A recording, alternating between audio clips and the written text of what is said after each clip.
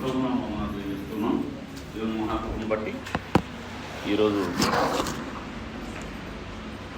దేవుడిచ్చిన మన అవకాశాన్ని వినియోగించుకొని కొద్ది విషయాలు మనం ఆలోచన చేద్దాం. క్రీస్తు ప్రభు గారు కొండ మీద ప్రసంగం చేసేటప్పుడు కొన్ని ధన్యతలు చెప్పారు. దానిలో ఒక ధన్యతను గురించి ఈరోజు ఆలోచన చేద్దాం. మత్తయి సువార్త 5వ అధ్యాయం 5వ వచనం చూసినట్లయితే 3-4 వచనాల్లో కూడా చెప్పారు. ఆత్మ విషయమే దీనులైన వారు ధన్యులు, పరలోక రాజ్యం వారిది. దుఃఖపడు వారు ధన్యులు, వారు ఓదార్చబడుదురు అని చెప్పి 5వ అధ్యాయంలో 5వ వచనంలో సాత్వికులు ధన్యులు, వారు భూలోకమును స్వతంత్రించుకుందురు అని ఉంది. 3వ వచనంలో పరలోక రాజ్యం వారిది అన్నారు. ఆత్మ విషయమే దీనులైన వారు ధన్యులు అన్నారు. 5వ వచనంలో సాత్వికులు ధన్యులు, వారు భూలోకమును స్వతంత్రించుకుందురు అని చెప్పారు ధన్యతల కోసం. ఇది చాలామంది భూలోకమును స్వతంత్రించుకుందురు అనే విషయాన్ని చాలా అపార్థం చేసుకొని మళ్ళీ క్రీస్తు ప్రభు భూమి మీదకి వస్తాడు, మళ్ళీ 1000 ఏళ్ళు పరిపాలన జరుగుద్ది, అప్పుడు ఈ సాత్వికులైన వాళ్ళు ఇక్కడ ఉంటారు, వాళ్ళు మాత్రమే అని ఒక బోధ ఉంది. కాబట్టి దీనికోసం మనం ఒక క్లారిటీగా దేవుని యొక్క ఆత్మ సంబంధమైన జ్ఞానాన్ని బట్టి అది ఎందుకు చెప్పబడ్డదో ఒకసారి ఆలోచన చేద్దాం. సాత్వికులు ధన్యులు, వారు భూలోకంలో స్వతంత్రించుకుందురు అనే విషయాన్ని ఈరోజు ఆలోచన చేద్దాం. మత్తయి సువార్త 5వ అధ్యాయం 5వ వచనం.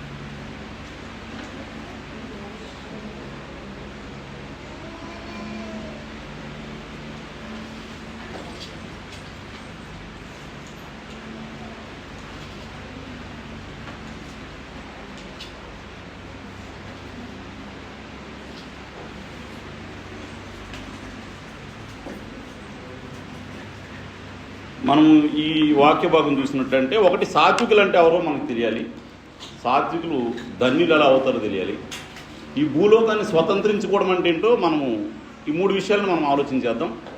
చాలా పెద్ద లెసన్ అయినట్టుకి మనము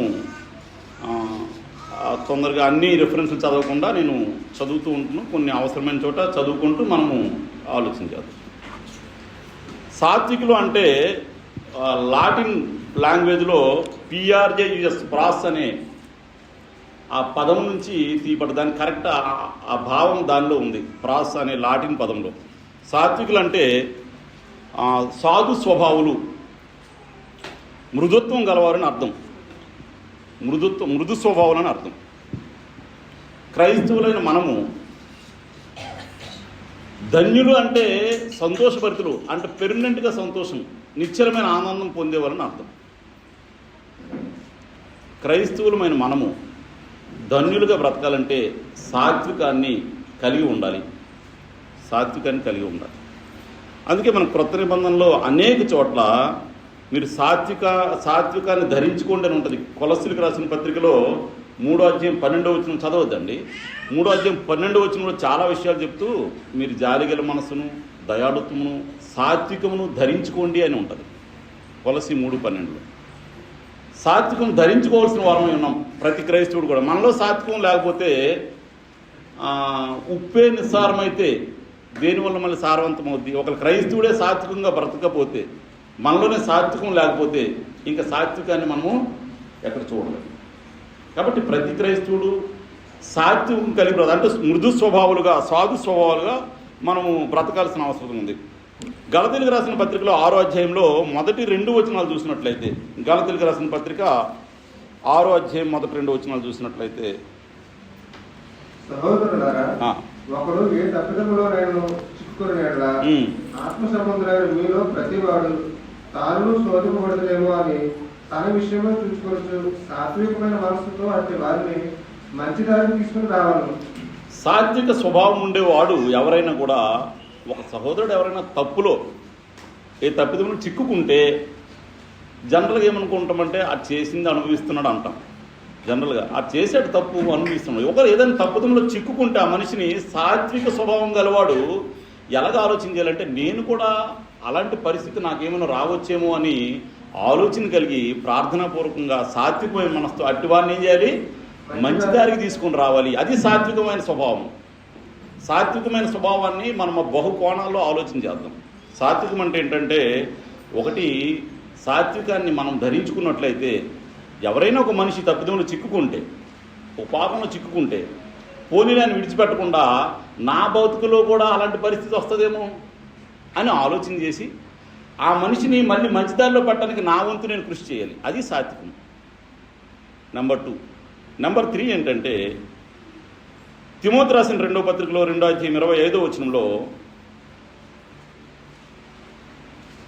సత్య విషయమై మారు మనసు పొందడానికి సత్య విషయమైన అనుభవ జ్ఞానము వారికి కలుగుటకై సత్య విషయమైన అనుభవ జ్ఞానం వారికి కలగడానికి దేవుడు ఒకవేళ ఎదురాడు వారికి మారు మనసు దయచేయనట్లు అందువలన సాతాను తన ఇష్టం చొప్పున చెరపట్టిన వీరు వారి ఇరులో నుండి తప్పించుకొని సాతాను కొంతమందిని చెరపడద్ది.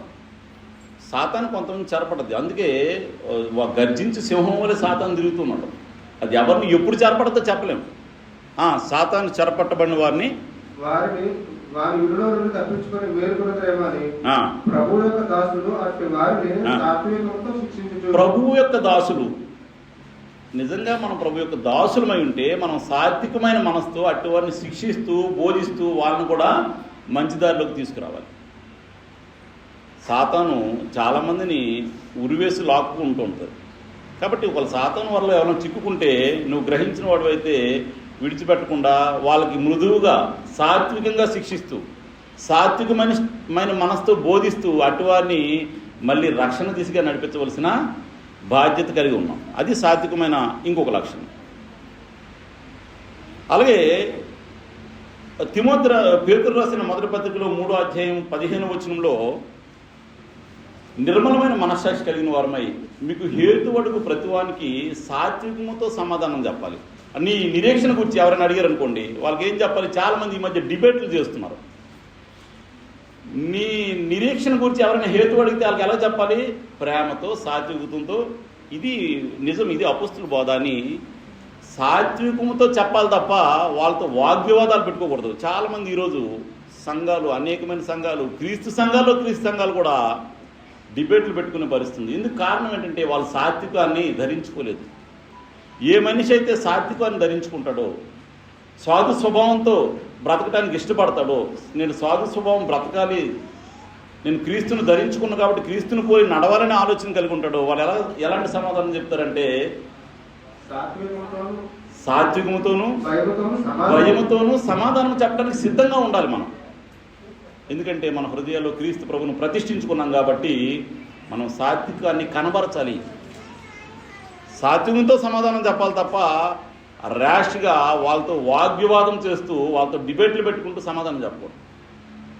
అది సాత్వికమైన ఇంకొక స్వభావం. ఇంకొక విషయం ఏంటంటే, యాకోబు పత్రికలో 1వ అధ్యాయం 25వ వచనం చూసినట్లయితే, యాకోబు పత్రికలో 1వ అధ్యాయం 25వ వచనం, అయితే స్వాతంత్ర్యం నుంచి సంపూర్ణమైన నియమములు తేరు చూచి నిలకడగా ఉండువాడెవడు వాడు విని మరచువాడు కాక క్రియలు చేయవాడే ఉండి తన క్రియలో ధన్యుడను. ఎవడైనా నోటుకు కదలిక పెట్టుకొనక తన హృదయంలో మోసపరచుకోవచ్చు. యాకోబు 1:25 కదండి. సాత్వికమైన మనస్సు కలిగిన వాడు ఏం చేస్తాడంటే, వాక్యము అతను నాటబడద్ది. మంచి నేలన పడ్డ విత్తనం వలే సాత్వికమైన మనసు కలిగిన వాడి మనసులో వాక్యం నాటబడదు. సాత్వికమైన మనసు లేకపోతే రక్షణ పొందేవారు కానీ, రక్షణ పొంది బ్రతికేవారు కానీ, ఆ సాత్వికమైన మనసు లేకపోతే వాళ్ళ వాక్యం వాళ్ళ హృదయంలో నాటబడదు, వాళ్ళు ఫలించలేరు. 1:21 చదువు. అందుచేత సమస్త కల్మషమును నిర్వహించున్న దుష్టత్వమును మాని లోపల నాటబడి మీ ఆత్మను రక్షించుటకు శక్తిగల వాక్యమును సాత్వికంతో అంగీకరించాలి. వాక్యం మన హృదయంలో నాటబడాలి అంటే సాత్వికమైన మనసుతో, మెత్తని హృదయంతో, మంచి నేల లాంటి హృదయంతో మనం వాక్యాన్ని అంగీకరిస్తే అది మన హృదయంలో నాటబడద్ది. అప్పుడు మనం ఫలించే వారుగా ఉంటాం. అసలు సాత్వికమైన మనసు లేదు, అసలు వాక్యం వినేటప్పుడే నాకు అలాంటి ఉద్దేశం లేదు. దేవుని వాక్యం చెప్తున్నారు, నేను మంచి మనసుతో దాన్ని అంగీకరించాలనే ఆ మంచి ఆలోచన లేకపోతే, ఆ సాత్వికమైన స్వభావం లేకపోతే మన హృదయంలో ఆ వాక్యము నాటబడదు. నాటబడకపోతే అది మొలవకపోతే ఫలించదు. కాబట్టి ఒక మనిషి వాక్యం వినాలంటే సాత్వికమైన మనసుతో వినగలగాలి. వింటే అది మన హృదయంలో నాటబడద్ది, దాని ఫలాలు మనము చూపించగలుగుతాం. ఇప్పుడు మనము సాత్వికమైన మనసుకు సంబంధించి కొన్ని విషయాలు ఆలోచన చేశాం. ధన్యతల గురించి మనం ఆలోచన చేసేటప్పుడు మొదటగా దీన మనస్సు, ఆత్మ విషయమే దీన మనస్సు కలిగేవారు ధన్యులు అన్నారు. వారు పరలోక రాజ్యం వారిది. ఇవన్నీ కూడా ఆత్మ సంబంధమైన విషయాలే. మొత్తం ఆ ధన్యతలన్నీ కూడా ఆత్మ సంబంధంగానే, ఆత్మ సంబంధులకు మాత్రమే బోధించారు క్రీస్తు ప్రభు. ఎవరైనా ఆత్మ సంబంధంగా బ్రతకాలంటే వాళ్ళు దీనత్వం కలిగి ఉండాలి. క్రీస్తు ప్రభువుని ఒక ప్రవచనంలో జకర్యా గ్రంథం 9:9 దీనుడు అని రాయబడ్డది. అదే క్రీస్తు ప్రభువుని ఇక్కడ నెరవేర్పు మత్తయి సువార్త 21:5 అక్కడ దీనుడని రాయబడ్డది, ఇక్కడ మళ్ళీ సాత్వికుడని రాయబడ్డది. అంటే దీనుడన్నా సాత్వికుడన్నా ఒకటే భావంతో రాయబడ్డది. క్రీస్తు ప్రభువుని గురించి ప్రవచనం ఉంటుంది జకర్యా 9:9, మత్తయి సువార్త 21:5 అది నెరవేర్పు ఉంటుంది. సాత్వికమైన మనసు గలవాడు క్రీస్తు ప్రభు అని ఉంటుంది. సో సాత్వికమైన మనసు అంటే దేవుని చిత్తానికి లోబడి ఇతరులతో సున్నితంగా వ్యవహరించే మనసు. దేవుని చిత్తానికి, దేవుని మనసుకి నేను లోబడాలి, దేవుని ఆజ్ఞలకు లోబడాలి. అందరితో నా వ్యవహారం ఎలా ఉండే సున్నితంగా వ్యవహరించాలి, మంచిగా వ్యవహరించాలి. అది సాత్వికం. ఒక మనిషి ఆత్మ విషయంలో దీనుడై ఉంటే 4వ వచనంలో ఏముంటుందంటే దుఃఖపడువారు ధన్యులు, వారు ఓదార్చబడదురు. ఎవరైతే దీనుడై ఉంటాడో, దీనుడు అంటే ఏంటండి? చాలా దీనస్థితిలో ఉన్నాడని అంటారు. దీనుడు అంటే ఏ ఆధారం లేనివాడు. శరీర సంబంధంగా ఒక దీనుడు అంటే ఎలాంటివాడంటే ఏ ఆధారం లేనివాడు. వాడికి ఎవరో పెడితేనే దిక్కు, లేకపోతే ఆ భోజనం లేనివాడు. మరి ఆత్మ విషయమే దీనులైన వారంటే ఆత్మ సంబంధమైన విషయాల్లో నాకు దేవుడే దిక్కు, ఇంకెవరిని నేను ఆధారపడకూడదు. ఆత్మ సంబంధమైన విషయాల్లో దేవుడి మీద ఆధారపడే వాళ్ళు దీనులు. అలాంటి దీన మనసు కలిగేవారు దుఃఖపడతారట. ఎందుకు దుఃఖపడతారండి? దుఃఖపడేవారు ధన్యులు, వారు ఓదార్చబడదురు. దైవ చిత్తానుసారమైన దుఃఖము రక్షణార్థమైన మారు మనసు కలుగు చేస్తుంది. కొరింథీ రాసిన పత్రికలో ఉంటుంది. దైవ చిత్తానుసారమైన దుఃఖము ఒక వ్యక్తికి, నేనేదో తప్పు చేశాను, దేవుని ఎదుట నేను ప్రార్థన చేస్తే నాకు దుఃఖం రావాలి. అది ఎంతమంది జీవితాల్లో అలాంటి అనుభవం ఉందో. నా జీవితంలో పొరపాటు జరిగింది, దేవుని సన్నిధికి వెళ్ళి నేను మోకరించి ప్రార్థన చేసినప్పుడు ఏడిస్తే ఆ మనిషి మారు మనసు కలగజేస్తుంది. ఆ మనిషికి అది రక్షణార్థమైన మారు మనసు. అందుకే దుఃఖపడేవారు ధన్యులు, వారు ఓదార్చబడతారు. ఇక్కడ కాదు ఓదార్చబడటం, యుగాలు వారికి దుఃఖం లేని స్థలంలో ఓదార్చబడతారు. అందుకే క్రీస్తు యేసునందు సద్భక్తితో బ్రతకను ఉద్దేశించి వారు శిక్ష పొందుతారు. ఇక్కడ శిక్ష పొందుతాం, ఇక్కడ దుఃఖపడతాం, కానీ అక్కడ నిరంతరము యుగాలు ఓదార్చబడుతూ ఉంటాం. ఇవన్నీ ఆత్మ సంబంధమైన విషయాలు. ఆత్మ సంబంధమైన కోణంలో మనం ఆలోచన చేస్తేనే అర్థమవుతుంది. దీనులు అంటే సమస్త విషయాల్లో దేవుని మీద ఆధారపడేవారు. అలాగ ఆధారపడి బ్రతికే మనిషి బ్రతుకులో ఏదైనా తప్పిదం జరిగితే వాడు దుఃఖపడతాడు. ఆ దుఃఖము రక్షణార్థమైన మారు మనసు కలుగు చేస్తుంది. అలాంటి మారు మనసు కలిగిన వ్యక్తి సాత్వికంతో బ్రతకడానికి ఆలోచన చేస్తాడు.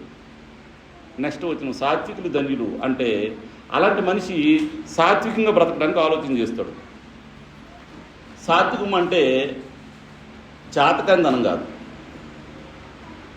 సాత్వికం అంటే చాతకందనం కాదు. ఫర్ ఎగ్జాంపుల్, ఒక గుర్రం ఒక మనిషి స్వాధీనం చేసుకున్నాడు. స్వాధీనం చేసుకుని దానికి గుర్రానికి కళ్ళింగ్ కట్టాడు.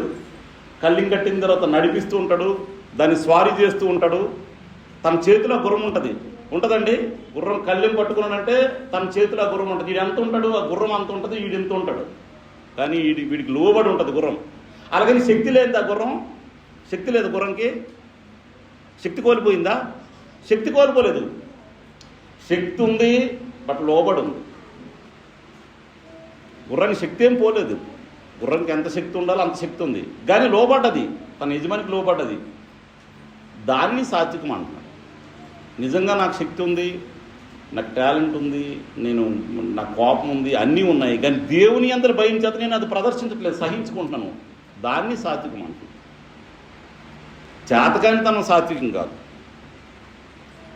దేవుని యొక్క గౌరవం చేత నా బలాన్ని అదుపు చేసుకోవడాన్ని సాత్వికం అనొచ్చు. దేవుని అందులో గౌరవం చేత నాకుండే బలాన్ని కానీ, నాకుండే కోపాన్ని కానీ, నాకుండే సామర్థ్యాన్ని కానీ, అందుకే అపొస్తలుడైన పౌలు అంటున్నాడు, ఏవేవి నాకు లాభకరంలో ఉండినో వాటిని క్రీస్తు నిమిత్తము నష్టముగా పెంటతో సమానంగా ఎంచుకున్నా అంటున్నాడు. దేవుని నిమిత్తము నువ్వు వదిలేవలసిన దాన్ని, దేవుని నిమిత్తము నువ్వు కంట్రోల్ చేసుకోవాల్సిన నీ ఎమోషన్స్ని, నీ కోపాన్ని, నీ ప్రతి ఉద్రేకాన్ని దేవుని యొక్క గౌరవంతో కంట్రోల్ చేసుకోవడాన్ని, అదుపులో ఉంచుకోవడాన్ని సాత్వికము అని చెప్పొచ్చు. కాబట్టి మొదటి నుంచి ఒక మనిషి నెమ్మదిగా ఉన్నాడండి అనేసి అంటే, లేదంటే పిరికితనంగా ఎవరిని ఏం అడగడు, ఎవరు ఏం చేసినా అలా చూస్తూ ఊరుకుంటాడు, అది సాత్వికం కాదు. పిరికితనం సాత్వికం కాదు, చేతకానితనం సాత్వికం కాదు. ఏంటంటే సాత్వికం దైవ సహాయం ద్వారా నీవు ధరించుకునే ఒక ఆత్మఫలం సాత్వికం. దేవుని సహాయంతో నువ్వు దేవుని ప్రార్థిస్తూ, దేవుని వాక్యం నేర్చుకుంటూ, నువ్వు ఎలాగ వినయం కలిగి బ్రతకాలో, ఎలాగ విధేయత కలిగి బ్రతకాలో, ఎలాగ సాత్వికంగా బ్రతకాలో దేవుని సహాయం ద్వారా నువ్వు నేర్చుకొని అలా బ్రతికే బ్రతుకు సాత్వికం. అంతే తప్ప ఎవరు ఏం చేసినా ఏమండ బ్రదరు, అది సాత్వికం కాదు. ఒక పిరికితనమో, ఒక చేతకానితనమో అది సాత్వికం కాదు. సాత్వికం అంటే దైవ సహాయంతో దేవునికి లోబడి నేనేది చేయగలిగినా కూడా చేయకుండా దేవుని నిమిత్తం లోబడి ఉంటాం, తన బలాన్ని కంట్రోల్ చేసుకోవడం సాత్వికం. సంఖ్యాకాండం చూసినట్లయితే 12:3 మోషే భూమి మీద ఉన్నవారందరికంటే సాత్వికుడు. అంటే చేతకానుడా? భూమి మీద ఉన్న మనుషులందరికంటే మోషే సాత్వికుడు. అతను ఎంత 25 లక్షల మందిని నడిపించే నాయకుడు. 25 లక్షల మందిని 40 సంవత్సరాలు నడిపించాడు. అంటే తనకి సాత్వికుడు అంటే దానికి ఆ శక్తి సామర్థ్యాలు ఉంటాయి, కానీ దేవుని యొక్క విధేయత కలిగి బతుకుతూ ఉంటాడు, దేవుని యొక్క భయంతో బతుకుతూ ఉంటాడు. అది సాత్వికత్వం. సంఖ్యాకాండంలో మోషే యొక్క సాత్వికం ఎందుకు సాత్వికుడో మనం తెలుసుకోవాలంటే ఒక 2 విషయాలు మోషే గురించి మనం ఆలోచన చేద్దాం. సంఖ్యాకాండంలో 11వ అధ్యాయంలో 27, 28 వచనాలు చూసినట్లయితే, అప్పుడు ఒక యవనుడు మోషే వద్దకు పరిగెత్తి వచ్చి, ఎల్దాదు మేదాదు అనే యవ్వనస్తులు ప్రవచిస్తున్నారు అని చెప్పి మోషే దగ్గరికి వచ్చి ఒక యవ్వనస్తుడు చెప్పాడు. మోషే ఒక ప్రవచించే వ్యక్తి, అతని దగ్గరికి వచ్చి ఎల్దాదు మేదాదు అనే యవ్వనస్తులు ప్రవచిస్తున్నారు అని చెప్పారు. చెప్తే అక్కడ యెహోషువ వారిని నిషేధించం ప్రభువా అంటాడు. ఎందుకు? మోషే మీద ప్రేమతో. ఆ విషయం మోషే దగ్గరికి వస్తే మోషే ఏమన్నారంటే, మోషే యాకోబు వారిలో 3 కుమారులను మోషే పద్దారుడైన యెహోషువ మోషే నా ప్రభువా వారిని నిషేధించమని మోషే మీద ఉన్న అభిమానంతో, మీరు ప్రవచించాలి కదా, వాళ్ళే ప్రవచిస్తున్నారు, నువ్వు గొప్పడు కదా, ఇంకా వాళ్ళేంటి నీ అప్పుడు జనరల్గా ఎలాంటి ఇది వస్తుందంటే, ఇతను నాయకుడు, ఈయనే ప్రవచించాలి, కానీ వేరేవారు ప్రవచిస్తున్నారని కబురందింది. ఎవర్రా ప్రవచించేది, వాళ్ళని తీసుకెళ్ళి దోసేయండి అంటాడు. మోషే అలా అనలేదు. సాత్వికుడు కదా, అతను తన సాత్వికత్వాన్ని ప్రదర్శించాడు. సందర్భం వచ్చేటప్పుడు, తన ఆధిపత్యం కోల్పోయేటప్పుడు మనిషిలో ఉద్రేకాలు వస్తాయి, కోపం వస్తుంది. కానీ మోషేకి ఏం రాలేదు. ఏమన్నాడంటే మోషే, అందుకు మోషే 29వ వచనం, నా నిమిత్తము నా మీద ఉన్న అభిమానంతో నీకు రోషం వచ్చిందా? యెహోవాతో చెప్తున్నాడు, నా మీద ఉన్న అభిమానంతో నా నిమిత్తము నీకు రోషం వచ్చిందా? యెహోవా ప్రజలందరూ ప్రవక్తలన్నట్లు యెహోవా తన ఆత్మను వారి మీద ఉంచునుగాక. ఆ యెహోవా దేవుడు ప్రజలందరూ ప్రవక్తలు అయ్యేటట్లుగా తన ఆత్మను కుమ్మరించును గాక. నేను మాత్రం కాదు, అందరూ ప్రవక్తలు అవని, నాకేం ఇబ్బంది లేదు. ఎంత మంచి మనసు అండి అది. నేను మాత్రం ప్రవక్తను, నువ్వు ఒక్కడే కదా ప్రవక్త, ఇంకొక 2 ప్రవచిస్తున్నారని చెప్తే వాళ్ళిద్దరు కాదు, అందరూ ప్రవచించేటట్లుగా యెహోవా దేవుడు తన ఆత్మను కుమ్మరించును గాక అన్నాడు. అదండి సాత్వికత్వం అంటే. అర్థమవుతుందండి? సాత్వికత్వం అంటే అది అన్నమాట. అందరూ బాగుపడినాయి, అందరూ క్షేమంగా ఉన్నాయి, అందరూ ప్రవచించని. మోషే తన జీవితంలో అక్కడ తన సాత్వికత్వాన్ని ప్రదర్శించాడు. అలాగే 12వ అధ్యాయంలో మోషే మీద మిర్యాము అహరోనులు సణిగి తిరుగుబాటు చేస్తారు. తన సొంత సహోదరే. 1వ అధ్యాయం 12వ అధ్యాయం 1వ వచనంలో మిర్యాము అహరోనులు సణిగి తిరుగుబాటు చేస్తారు. సంఖ్యాకాండం 12:1. మోషే కూషు దేశపు స్త్రీని పెళ్లి చేసుకునేవాడు కనుక అతడు పెళ్లి చేసుకున్న ఆ స్త్రీ నిమిత్తము ఆ స్త్రీని బట్టి మిరియాము అహరోనులు అతనికి విరోధంగా మాట్లాడారు. సణిగారు, తిరుగుబాటు చేశారు. అక్కడ 10వ వచనంలో తిరుగుబాటు చేస్తే మోషే తన సహోదరుని ఏమనలేదండి. నువ్వు నా మీద తిరుగుబాటు చేస్తారా, నేనే నాయకుడిని కదా, మీరేంటని ఏమనలేదు. దేవుడు జోక్యం కల్పించుకున్నాడు. కొన్నిసార్లు దేవుడు జోక్యం కల్పించుకుంటాడు. చాలా సందర్భాల్లో జరిగిన పరిస్థితులకి దేవుడు జోక్యం కల్పించుకుంటాడు. దేవుడు జోక్యం కల్పించుకొని 12వ అధ్యాయం 10వ వచనంలో మిర్యాముకి హిమము వంటి కుష్ఠము కలిగింది. మొత్తం మంచులాగా అయిపోయిందంట కుష్ఠ రోగంతో. మోషే అలా చేయమని చెప్పలేదు. కానీ దేవుడు, నేను ఏర్పరచుకున్న నాయకుడి మీద మీరు సణుగుతారా, మీరు తిరుగుబాటు చేస్తారా అని కుష్ఠుతో మొత్తాడు. మిరియాము హిమము వలె కుష్ఠరోగం అయిపోయింది. మోసే స్థానంలో ఎవరైనా మనం ఉంటే ఏమంటామండి? మోసే స్థానంలో మనం ఉంటే, నా మీద తిరుగుబాటు చేస్తే నీకు ఎలా జరుగుతుందో తెలుసా, నీకు అనుభవించు అంటామనమండి. ఎవరైనా అలాగే అంటారు. నా మీద తిరుగుబాటు చేస్తావా, నేను నాయకుడిని కాబట్టి, ఏమైందో చూసావు కదా, కుష్టి వచ్చింది కదా, చావు కుష్టితో అని తన కోపాన్ని తీర్చుకోవడానికి, తన పగని, తన ప్రతీకారాన్ని తీర్చుకోవడానికి ఆలోచన కలిగి ఉంటారు. హృదయంలో సంతోషిస్తారు. కానీ మోషే సాత్వికుడు. ఏమన్నాడు తెలుసా? 13వ వచనం చదవండి.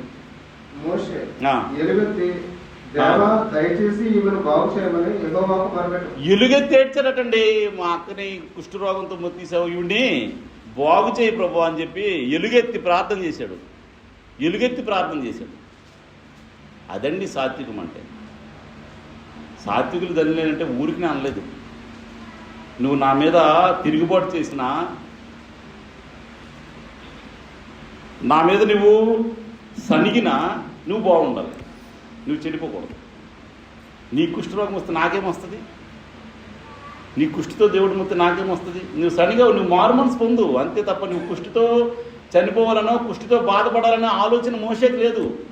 కానీ దేవుడు జోక్యం చేసుకుని కుష్టి తెప్పిస్తే మోషే తన సహోదరి నిమిత్తం ఎలుగెత్తి ప్రార్థన చేశారట. మళ్ళీ చదవండి అది 13వ వచనం. మోషే ఎలుగెత్తి, దేవా దయచేసి ఈమెను బాగు చేయమని యెహోవాకు మొరపెట్టెను. ఆ స్థానంలో మనం ఉంటే మన ఆలోచన అనుకుంటుంది. ఒకసారి ఆలోచన చేయండి. తిరుగుబాటు చేసిన తన సహోదరికి బాగు చేయాలని ఎలుగెత్తి ప్రార్థన చేశాడు మోషే. అందుకే మోషే అందరిలో మిక్కిలి సాత్వికుడని గ్రంథంలో రాయబడ్డది. ఎంత మంచి మనసు అండి అది, ఎంత సాత్వికమైన స్వభావం అండి అది మనం ప్రతి ఒక్కరము ధరించుకోవాలి. అలాగే ధరించుకున్న వాళ్ళే ధన్యులు. ప్రతి ఒక్కరూ ఆ సాత్వికమైన స్వభావాన్ని కలిగి ఉండాలని క్రీస్తు ప్రభు తన కొండ మీద ప్రసంగంలో బోధించారు. అలాగే మనకి గ్రంథంలో చూసినట్లయితే ఇంకొకరు ఎవరండి సాత్వికులు? క్రీస్తు ప్రభు కూడా సాత్వికుడే. క్రీస్తు ప్రభు నేను మిక్కిలి సాత్వికుడును. మత్తయి సువార్త 11:29 చదవండి. మత్తయి సువార్త 11:29 వచనం. నేను సాత్వికుడును, దీన మనసు గలవాడును కనుక మీ మీద నా కాడి ఎత్తుకొని నా యొద్ద నేర్చుకోండి. చాలు. నేను యేసుక్రీస్తు ప్రభు కూడా మిక్కిలి సాత్వికుడు, దీన మనసు గలవాడు. అయితే కొన్ని విషయాల్లో సాత్వికుడు అంటే చేతకానివాడు మాత్రం కాదు. దేవాలయంలో ఒకసారి క్రీస్తు ప్రభు వెళ్ళేసరికి దేవాలయాన్ని వాళ్ళ వ్యాపార కేంద్రంగా చేశారు. దేవాలయము దేవుడు ఆరాధించబడే స్థలంలో వాళ్ళు వ్యాపార కేంద్రంగా చేస్తే యోహాను సువార్త 2వ అధ్యాయం 13వ వచనం చూసినట్లయితే, యోహాను సువార్త 2వ అధ్యాయం 13వ వచనం నుంచి,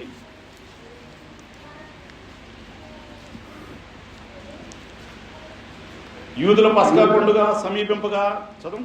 యేసు యెరూషలేమునకు వెళ్ళి దేవాలయంలో ఎడ్లను గొర్రెలను పావురములను అమ్మువారును ఎడ్లను గొర్రెలను పావురములు అమ్మే వారిని రోగులు మార్చువారిని కూర్చున్నట్టు చూచి ఆ, త్రాళ్ళతో కొరడాలు చేసి త్రాళ్లతో కొరడా చేశారట. సాత్వికుడిగా యేసు ప్రభు అయినా అక్కడ దేవాలయం పాడైపోతుంటే మాత్రం తన కోపాన్ని ప్రదర్శించాడు. అక్కడ అవసరమైన చోట దేవుని విషయాల్లో తన కోపాన్ని ప్రదర్శించాలి, హెచ్చరించాలి. ఆ తాళ్ళతో కొరడాలు చేసి ఎలా తోలు ఉంటాడండి? కొరడాలు చేసి కొట్టేసే తోలు ఉంటాడా, ఇలాగ మామూలు తోలు ఉంటాడా? తోలు వేసి రోకలు మార్చేవారు అక్కడ కూర్చున్నారు. ఈ వాళ్ళ రోకలు తోసారంట. రోకలు మార్చేవారు రోకలు చల్లివేసి వారి బల్లను పడదోసాడట. క్రీస్తువే మిక్కిలి సాత్వికుడు, దీన మనసు కలిగాడే.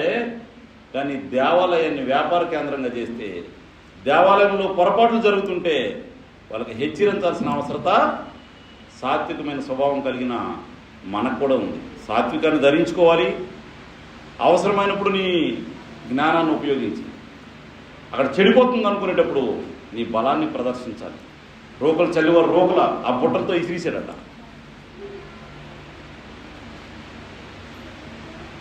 కాబట్టి సాత్వికుడంటే బలహీనుడో చేతకానివాడు కాదు అన్న సందర్భాన్ని మీకు తెలియజేయడానికి ఈ విషయాన్ని చెప్పారు. వ్యాపారం చేస్తున్న వాళ్ళని చెదరగొట్టే సంఘటన. ఇంకొకటి మత్తయి సువార్త చూసినట్లయితే 23వ అధ్యాయంలో చదవద్దండి. 23వ అధ్యాయం మొత్తం ఏమైనా ఉంటుందంటే వేషధారులైన శాస్త్రులారా, పరిచయులారా, వాళ్ళని మొత్తం 23వ అధ్యాయం మొత్తం చదివినట్లయితే వాళ్ళందరినీ చీల్చి చెండాడేశారు. వాళ్ళు శాస్త్రులు పరిచయులు అక్కడ ఆ సమాజంలో చాలా గొప్పవారే. కానీ వాళ్ళని ప్రతి మాట కూడా వేషధారులైన శాస్త్రులారా, పరిచయులారని వాళ్ళని ఆ ఖండించే విధానం, దేవునికి వ్యతిరేకంగా ఉంటే ఆ ఖండించే విధానాన్ని మనం చూస్తూ ఉన్నాం. యేసుక్రీస్తు ప్రభు సాత్వికుడే, దీన మనసు కలిగినోడే. కానీ దేవునికి వ్యతిరేకంగా కార్యక్రమాలు జరిగితే మాత్రం ఖండించాల్సిన అవసరం ఉంది. ఖండించలేనోడు కాదు, ఖండించగలడు. ఆ రోకలు అమ్మితే పోన్లేండి, మరి మనం ఏం చేస్తాం, అమ్ముకొని లేని అలా ఊరుకోకూడదు. దేవుని ఆలయంలో, జీవముగల దేవుని సంఘంలో దేవునికి వ్యతిరేకమైన కార్యక్రమాలు ఉంటే ఆ మనుషుల్ని మనం ఏం చేయాలి? హెచ్చరించవలసిన బాధ్యత ఉంది. సాత్వికులుగానే ఉండాలి. కానీ దేవునికి వ్యతిరేకంగా కార్యక్రమం జరిగేటప్పుడు ఖచ్చితంగా హెచ్చరించాలి. లేదంటే దేవుడి జోక్యం వచ్చేస్తుంది. మనం జోక్యం చేసుకోకపోతే దేవుడు జోక్యం కలిగించుకుంటాడు. కాబట్టి ఒకటి దేవాలయంలో వ్యాపారం చేస్తున్న వారిని చెదరగొట్టే సంఘటన, రెండవదిగా 23వ అధ్యాయంలో పరిచయుల్ని శాస్త్రిని హెచ్చరించే సంఘటన చూస్తే యేసుక్రీస్తు సాత్వికుడు, దీన మనసు కలిగిన వాడు అయినప్పటికీ కూడాను అవసరమైనప్పుడు తన శక్తిని ప్రదర్శించాడు, తన కోపాన్ని ప్రదర్శించాడు.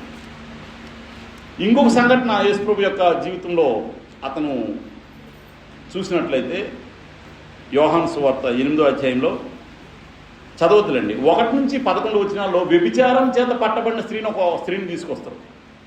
వ్యభిచారం చేస్తూ పట్టబడ్డ స్త్రీని తీసుకొస్తారు. తీసుకొచ్చి ఈమెను శిక్ష వేయాలంటే మీరు ఎవరు పాపం చేయలేదో వారే మొదట రాయి వేయండి అంటే అందరూ వెళ్ళిపోతారు. అందరూ వెళ్ళిపోతే అమ్మ ఎవరు నీకు శిక్ష వేయలేదా, ఎవరు నీకు శిక్ష వేయలేదని అడుగుతారు.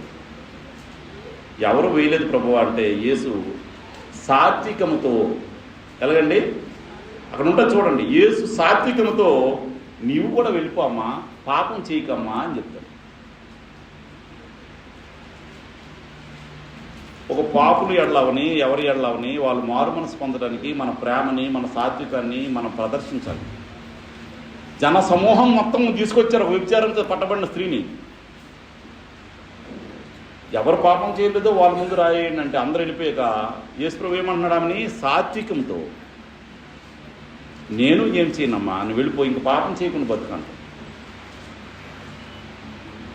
ప్రతి పాపి మారు మనసు పొందడానికి, ప్రతి పాపి రక్షణ పొందడానికి క్రీస్తుప్రభు వచ్చాడు. కాబట్టి క్రీస్తుప్రభు యొక్క సువార్త ప్రకటించే మనము ప్రతి వారి విషయంలో దయ కలిగి, జాలి కలిగి, దీనత్వం కలిగి, సాత్వికం కలిగి బ్రతకవలసిన వారమైనా. అలా బ్రతికితేనే ప్రతి ఒక్కరు రక్షణలోకి రాగలుగుతారు. కాబట్టి క్రైస్తవుడు సాత్వికాన్ని ధరించుకోవాలి. ఎవరైతే క్రీస్తును ధరించుకుంటారో వాళ్ళ సాత్వికము కనబడుతూ ఉంటుంది. నా జీవితంలో ఎదుటి మనిషికి సాత్వికం కనబడాలి. ఇక్కడ చెప్పినప్పుడు కాదండి, ఎక్కడున్నా కనబడాలి. ఇక్కడ చెప్పినప్పుడు కనబడద్ది, ఇక్కడ చెప్పినప్పుడు కాదు. నా ఇంట్లో కనబడాలి, నా వ్యవహారంలో కనబడాలి, ఎక్కడున్నా కనబడాలి సాత్వికం. సాత్వికంగానే బ్రతకాలి. ఒక్కొక్క మనిషి చాలా పొలైట్గా మాట్లాడితే ఏమని, మీరు క్రిస్టియన్స్ అండి అని అడుగుతారా?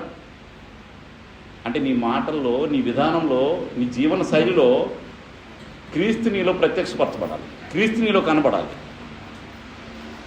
అది సాత్వికత్వాన్ని ధరించుకోవడం అంటే. కాబట్టి దేవుని ఎడల గౌరవం ఉండాలి, ప్రజల పట్ల, అందరి పట్ల ప్రేమ ఉండాలి, దేవుని బిడ్డల గౌరవం ఉండాలి, సంఘం ఎడల బాధ్యత ఉండాలి. అక్కడ దేవాలయము, ఇప్పుడు దేవాలయమే దేవుని సంఘం కాబట్టి దేవుని ఎడల ఒకటి గౌరవం ఉండాలి, అందరి ఎడల ప్రేమ ఉండాలి, సంఘం ఎడల బాధ్యత కలిగి ఉండాలి. సాత్వికం కలిగిన మనిషికి ఈ మూడు ఉండాలి. అయితే ఒకటి సాత్వికులంటే ఎవరు అని అనేక కోణాల్లో మనం చూసాం.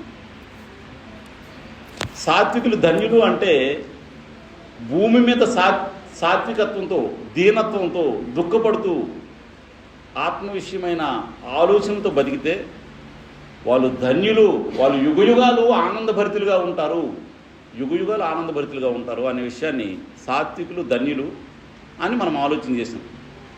ఇంకొక విషయం ఏంటంటే వారు భూలోకమును స్వతంత్రించుకుందురు. ఎలా స్వతంత్రించుకుంటారు భూలోకాన్ని? ఈ భూలోకాన్ని స్వతంత్రించుకుందురు అనే విషయాన్ని చాలామంది చాలా రకాలుగా, చాలా అపార్థాలుగా బోధించే సందర్భాలు చాలా ఉన్నాయి. మళ్ళీ భూలోకాన్ని స్వతంత్రించుకుంటారా?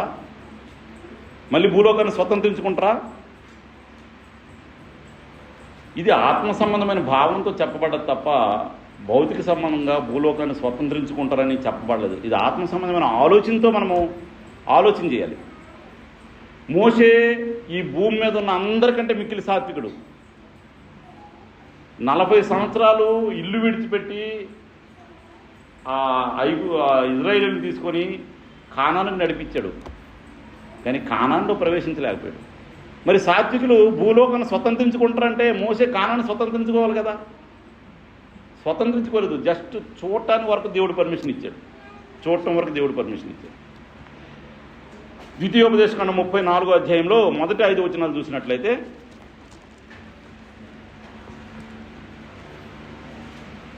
మోషే మోయాబు మైదానం నుండి ఎరుకో ఎదుటనున్న పిస్గా కొండ వరకు పోయి నెబో శిఖరమును ఎక్కెను. మోయాబు మైదానం నుండి ఎరుకో ఎదుటనున్న పిస్గా కొండ వరకు పోయి నెబో శిఖరమును ఎక్కెను. అప్పుడు యెహోవా దాను వరకు గిలాద్ దేశమంతయు, నఫ్తాలి దేశమంతయు, ఎఫ్రాయిము మనష్యేల దేశమును, పశ్చిమ సముద్రం వరకు యోదా దేశమంతయు, దక్షిణ దేశమును, షోయి వరకు ఈత చెట్లు గల 4వ వచనం చదువుతాము. 4వ వచనం, మరియు యెహోవా అతనితో ఇట్లనెను, నీ సంతానమునకు ఇచ్చేదనైన అబ్రహాము, ఇస్సాకు, యాకోబులకు నేను ప్రమాణం చేసిన దేశము ఆ కొండకి చూసుకో, అదే ఆ దేశమే నీకివ్వను. 40 సంవత్సరాలు ఇల్లు వాకులు ఇడిచిపెట్టి 40 సంవత్సరాలు అరణ్యంలో ప్రయాణం చేసి ఇన్ని లక్షల మందిని నడిపిస్తే మోషేకి ఆ దేశంకి వెళ్ళడానికి అవకాశం లేదు. మరి మోషే అందరికంటే మిక్కిలి సాత్వికుడు. బాగా అర్థం చేసుకోండి ఈ విషయాన్ని. మోషే సాత్వికుడు అయినప్పటికీ ఈ భూమి మీద, ఈ భూమి కోసం ఆయన్ని భౌతిక సంబంధమైన భూమిని స్వతంత్రించుకునే అవకాశాన్ని దేవుడు ఇవ్వలేదు. కన్నులారా చూసి వెళ్ళిపో అన్నాడు అంతే. కన్నులారా నిన్ను చూడనిచ్చితిని కానీ నీకు నది దాటి అక్కడికి వెళ్ళకూడదు అంతే, జస్ట్ చూడంతే. మరి సాత్వికుడు కదా, భూమిని స్వతంత్రించుకోవాలి కదా, లేదు, అలాంటి అవకాశం లేదు. క్రీస్తు ప్రభు విషయంలో వస్తే క్రీస్తు ప్రభు మిక్కిలి సాత్వికుడు. ఒక యవనస్తుడు వచ్చి క్రీస్తు ప్రభుతో ఉండాలని ఆలోచన చేస్తే క్రీస్తు ప్రభు ఏమంటున్నాడండి, నక్కలకు బొరియలు ఉన్నాయి, ఆకాశ పక్షులకు గూళ్ళు ఉన్నాయి, కానీ మనిషి కుమారుడు తలవాల్చుకుంటూ కూడా స్థలం లేదన్నాడు. అదేంటి మిక్కిలి సాత్వికుడు కదా, భూమి అంతా ఆయనదే కదా. అంటే ఈ భౌతిక సంబంధమైన భూమిని గురించి రాయబడ్డ విషయం కాదు. నక్కలకు బొరియలు ఉన్నాయి, ఆకాశ పక్షులు గూళ్ళు ఉన్నాయి, కానీ మనిషి కుమారుడు తల వాల్చుకోవటానికి కూడా స్థలం లేదు. మరి సాత్వికులు భూలోకాన్ని ఎలా స్వతంత్రించుకుంటారు? ఇది ఒక ఆత్మ సంబంధమైన అర్థంతో రాయబడ్డది. ఒక ఆత్మ సంబంధమైన అర్థంతో రాయబడ్డది. ఎందుకు భూలోకం అంటే, ఈ భౌతిక సంబంధమైన భూలోకాన్ని ఎందుకు స్వతంత్రించుకోలేరు అంటే, క్రీస్తు రెండోసారి ప్రత్యక్షమైనప్పుడు భూమియు దాని కృత్యములను కాలిపోతే ఇంకెలా స్వతంత్రించుకుంటావు నువ్వు? పేతురు రాసిన 2వ పత్రిక 2 పేతురు 3వ అధ్యాయం 10వ వచనంలో ఏమని ఉంటుంది? క్రీస్తు మరలా ప్రత్యక్షమైనప్పుడు భూమియు దాని కృత్యములు కాలిపోతాయి కదా. కాలిపోయినప్పుడు సాత్వికులు ఎలా భూలోకాన్ని స్వతంత్రించుకుంటారు? స్వతంత్రించుకునే అవకాశము లేనే లేదు. కాబట్టి ఈ భూలోకం అన్నది ఆత్మ సంబంధమైన భావంతో చెప్పబడ్డది. ఏంటి ఆ భూలోకము? మనం ఒకసారి చూద్దాం. పేతురు రాసిన 2వ పత్రికలో 3వ అధ్యాయం 13వ వచనం చూసినట్లయితే, పేతురు అయినను మనం ఆయన వాగ్దానం బట్టి క్రొత్త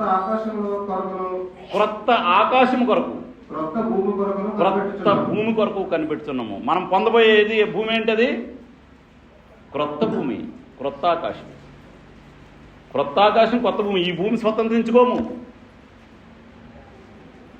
పరలోకాన్ని స్వతంత్రించుకుంటాం.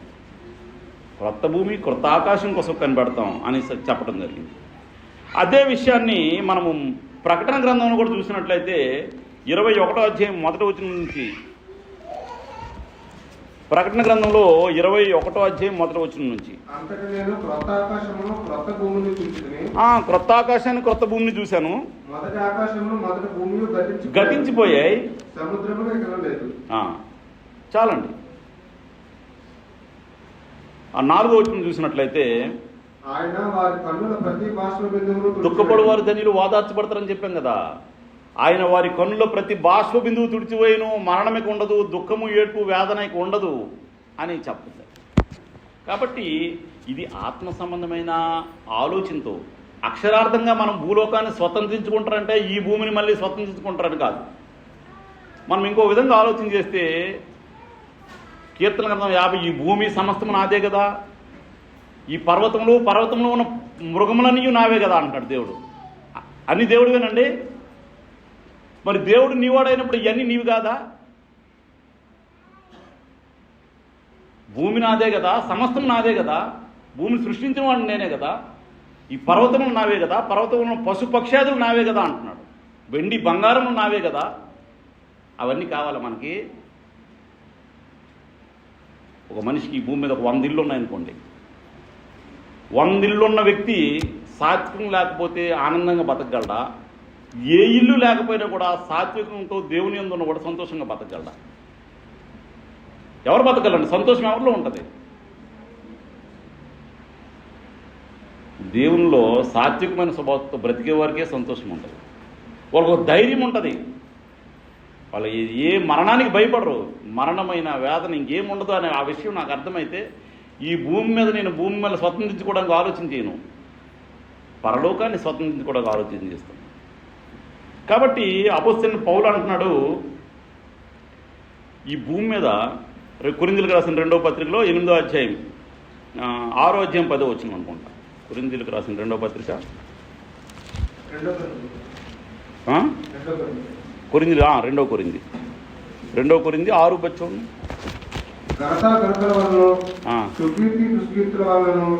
దేవుడు పరిచారకులమై ఉండి అన్ని స్థితిలో మమ్మల్ని మేమే మెప్పించుకొనిచున్నాము. మేము మోసకరమైనట్లు సత్యవంతరము, తెలియబడిన వారమైనట్లుండి బాగుగా తెలియబడిన వారము, చనిపోవచ్చిన వారమైనట్లుండి ఇదిగో బ్రతుకుచున్న వారము, శిక్షింపబడిన వారమైనట్లుండి చంపబడిన వారము, దుఃఖపడిన వారమైనట్లుండి ఎల్లప్పుడూ సంతోషించే వారము. ఇక్కడ చూడండి, దరిద్రులమైనట్టుండి అనేకులకు ఐశ్వర్యము కలిగించే వారము.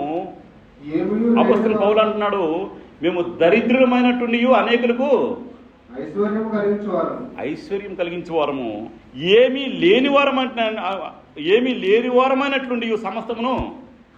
అదేంటి ఏమీ లేని వారమైనట్టుండి సమస్తం కలిగిన వారము? ఎందుకంటే నా దేవుడు సమస్తానికి రాజు. కాబట్టి ఆ రాజే నావాడైతే, నేను సాత్వికాన్ని కలిగి ఉంటే, ఈ భూమి ఒకప్పుడు తీసేస్తే ఇక దేవుడే నావాడైతే సమస్తం నావి కాదా?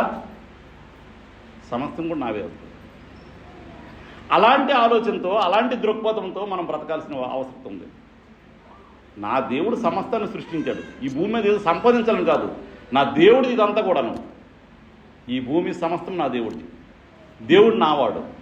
కాబట్టి సమస్తం ఈ భూమి మీద నువ్వు ఆహ్లాదకరమైన వాతావరణాన్ని, ఆహ్లాదకరంగా సంతోషంగా బ్రతికేటట్లుగా నీ మనసును సిద్ధం చేసుకోవాలి. సంతోషంగా బ్రతికేటట్లుగా సిద్ధం చేసుకోవాలి. కాబట్టి క్రీస్తు వారికి ఏ కొదువు ఉండదు. అందుకే అపొస్తలుడైన పౌలు ఇందాక చెప్పుకున్నాం మనము, ఏవేవి నాకు లాభకరమైన ఉండెనో వాటిని అన్నింటినీ నష్టంగా ఎంచుకున్న సమస్తంను పెంటతో సమానంగా చేసాను అన్నాడు. నాకు అక్కర్లేదు అవన్నీ, నాకు దేవుడు ఉంటే చాలు, క్రీస్తులో సువార్త ఉంటే చాలు, నాకు ఐఎమ్ హ్యాపీ.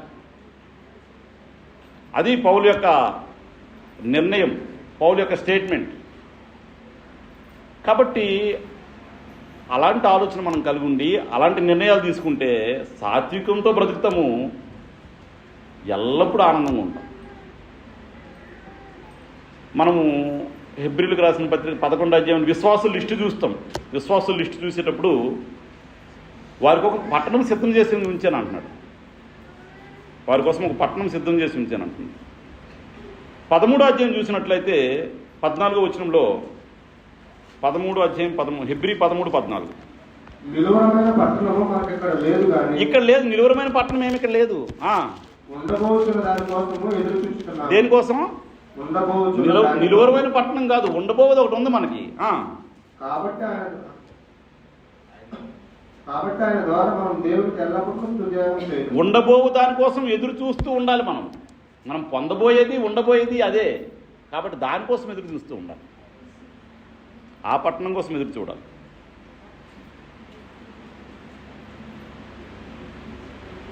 ఆఖరిగా వచనం చదువుకొని ముగించుకుందాం. రోమీలకు రాసిన పత్రికలో 8వ అధ్యాయం 17వ వచనం. రోమీలకు రాసిన పత్రిక 8వ అధ్యాయం 17వ వచనం. మనము పిల్లలమైతే వారసులము. బాగా వినండి, మనము పిల్లలమైతే, మనము నిజంగా క్రీస్తునందు దేవునికి పిల్లలమైతే వారసులం. మనం అనగా దేవుని వారసులము, దేవుని స్వాస్థ్యానికి వారసులం. క్రీస్తుతో కూడా మహిమ పొందుటకు క్రీస్తు తోడి వారసులం. ఆయనతో శ్రమపడిన యెడల క్రీస్తు తోడి వారసులం. క్రీస్తు తోడి వారసులం. మన ఎడల ప్రత్యక్షం కావు మహిమ ఎదుట ఇప్పటి కాలం శ్రమలు ఎంతగానో. ఈ లోకంలో ఒకరు శ్రమలు పొందాం, ఈ లోకంలో సాత్వికంతో బ్రతికి శ్రమలు హింసలు అనుభవించాం, ఈ లోకంలో దుఃఖపడ్డాం, ఈ లోకంలో దీనులుగా బ్రతికాం. కానీ మనము పొందబో మహిమ ఎదుట, అదే క్రొత్త ఆకాశం, క్రొత్త భూమి, నూతన యెరూషలేము అని రకరకాల పదాలు ప్రయోగించడం జరిగింది. మనము పొందబో ఆ మహిమ ఎదుట ఇప్పటి కాలపు శ్రమలు ఎన్నదగినవి కావు. అసలు ఇప్పటి కాలపు శ్రమలు మనకి నథింగ్. మనం పొందబోయే మహిమ, యుగయుగాలు ఉండే మహిమ. ఇప్పుడు మనం పొందుతున్న శ్రమలు తాత్కాలికమైనవి, టెంపరరీ. కాబట్టి సాత్వికులు ధన్యులు, వాళ్ళు భూలోకంలో స్వతంత్రించుకుందరంటే ఆ యుగయుగాలుండే పరలోకాన్ని స్వతంత్రించుకుంటారు. ఇప్పటి కాలపు శ్రమలు ఆ పొందబో మహిమ ఎదుట ఎన్నదగినవి కాదు. నిలువరమైన పట్టణం మనకి ఇక్కడ లేదు. మనం పొందబో మహిమ కోసం ఎదురు చూస్తూ సాత్వికమైన మనసుతో అందరము ధన్యులుగా బ్రతకాలని కోరుకుంటూ ముగిస్తున్నాం. అందరికీ వందనాలు.